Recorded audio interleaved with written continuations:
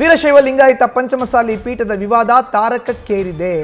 April 24ರಂದು ಬಸವೋತ್ಸವಕ್ಕೆ ಮುಂದಾಗಿದ್ದರು ವಚನಾನಂದ ಸ್ವಾಮೀಜಿಗಳು. ಟ್ರಸ್ಟಿಗಳ ವಿರೋಧ ಮಧ್ಯೆ ವಚನಾನಂದ ಶ್ರೀಗಳು ಬಸವೋತ್ಸವವನ್ನು ನಡೆಸಲಿಕ್ಕೆ ಮುಂದಾಗಿದ್ದಾರೆ. ಈಗ ವಚನಾನಂದ ಶ್ರೀಗಳು ಟ್ರಸ್ಟಿಗಳ ವಿರೋಧದ ಮಧ್ಯೆ ವಚನಾನಂದ ಶ್ರೀಗಳು ಸಮಾವೇಶಕ್ಕೆ ಮುಂದಾಗಿದ್ದಾರೆ. ಈಗ ಸಮಾವೇಶಕ್ಕೆ ಅನುಮತಿ ನೀಡದಂತೆ ಠಾಣೆ ಮೆಟ್ಟಿಲೇರಿದ್ದಾರೆ ಟ್ರಸ್ಟಿಗಳು.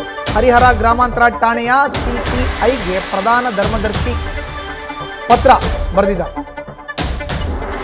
ಪ್ರಧಾನ ಧರ್ಮದರ್ಶಿ ಬಿಸಿ ಉಮಾಪತಿ, ಕಾರ್ಯದರ್ಶಿ ಜ್ಯೋತಿ ಪ್ರಕಾಶ್ ಪತ್ರವನ್ನು ಬರೆದಿದ್ದಾರೆ. ದಾವಣಗೆರೆ ಪೊಲೀಸ್ ಜಿಲ್ಲಾ ಪೊಲೀಸ್ ವರಿಷ್ಠಾಧಿಕಾರಿ, ಜಿಲ್ಲಾಧಿಕಾರಿಗಳಿಗೂ ಕೂಡ ಟ್ರಸ್ಟ್ ಮುಖಾಂತರ ಈಗ ಪತ್ರ ಹೋಗಿದೆ, ದೂರು ಕೂಡ ದಾಖಲಾಗಿದೆ.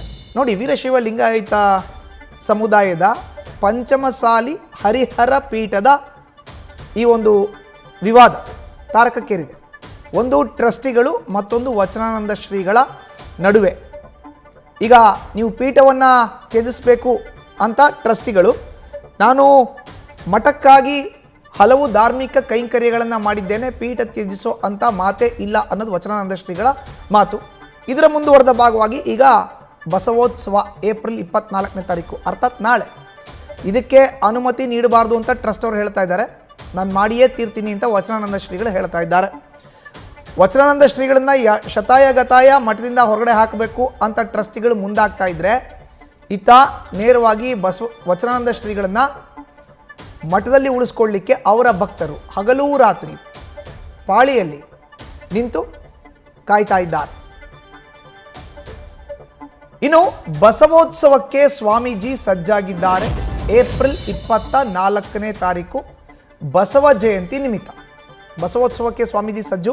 ಏಪ್ರಿಲ್ 24ರಂದು ಬಸವ ಜಯಂತಿ ನಿಮಿತ್ತ ರಾಜ್ಯ ಮಟ್ಟದ ಸಮಾವೇಶಕ್ಕೆ ನಿರ್ಧರಿಸಿದ್ದಾರೆ. ಹರಿಹರ ಮಠದಲ್ಲಿ ಬಸವೋತ್ಸವಕ್ಕೆ ಮುಂದಾಗಿದ್ದಾರೆ ವಚನಾನಂದ ಶ್ರೀಗಳು. ಬಸವೋತ್ಸವದಲ್ಲಿ ಬಸವ ಪಲ್ಲಕ್ಕಿ ಉತ್ಸವ, ವಚನ ಗ್ರಂಥಗಳ ಮೆರವಣಿಗೆಯನ್ನು ಮಾಡಲಾಗುತ್ತೆ, ಸಾಮೂಹಿಕ ವಚನ ಪಠಣ ಆಗುತ್ತೆ, ವಚನ ಸಂಗೀತ ಇರುತ್ತೆ, ಜೋಡೆತ್ತಿನ ಮೆರವಣಿಗೆ ಆಯೋಜಿಸಲಾಗಿದೆ. ನಾಯಕರನ್ನ ಕರೆಸಿ ಬೃಹತ್ ಸಮಾವೇಶ ಮಾಡಲಿಕ್ಕೆ ನಿರ್ಧರಿಸಿದ್ದಾರೆ ವಚನಾನಂದ ಶ್ರೀಗಳು.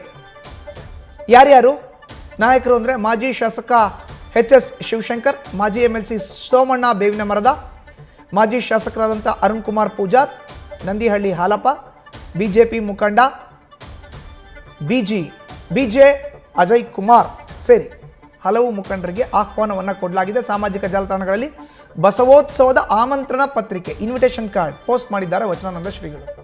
ಬಟ್ ಟ್ರಸ್ಟಿಗಳು ಮಾತ್ರ ಯಾವುದೇ ಕಾರಣಕ್ಕೂ ಇದಕ್ಕೆ ಒಪ್ತಾ ಇಲ್ಲ. ಹಾಗಾದರೆ ಟ್ರಸ್ಟಿಗಳು ಕೂಡ ದೂರನ್ನ ಕೊಟ್ಟಿದ್ದಾರೆ. ಟ್ರಸ್ಟಿಗಳ ದೂರಿನಲ್ಲಿ ಏನಿದೆ ಅನ್ನೋದನ್ನು ನೋಡೋದಾದರೆ, ಏಪ್ರಿಲ್ 13ರಂದು ವಚನಾನಂದ ಶ್ರೀಗಳನ್ನು ಪೀಠದಿಂದ ಉಚ್ಚಾಟಿಸಿದ್ದೇವೆ.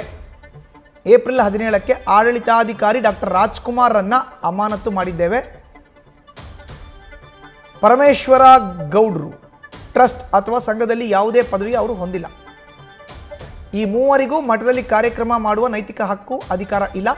ವಚನಾನಂದ ಶ್ರೀ ಭಕ್ತರಲ್ಲಿ ಗೊಂದಲ ಸೃಷ್ಟಿಸಿ ಸಮಾಜ ಒಡೆಯುವಂತಹ ಹುನ್ನಾರ ಮಾಡ್ತಾ ಇದ್ದಾರೆ. ಏಪ್ರಿಲ್ 24ರ ಕಾರ್ಯಕ್ರಮ ನಡೆಯದಂತೆ ಮುನ್ನೆಚ್ಚರಿಕೆಯನ್ನು ವಹಿಸಲಾಗ್ತಾ ಇದೆ.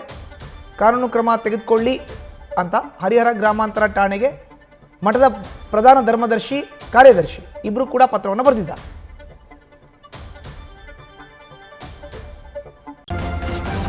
ನ್ಯೂಸ್ ಫಸ್ಟ್ ನಿರ್ಭೀತಿಯಿಂದ ನಿಮ್ಮ ಪರವಾಗಿ.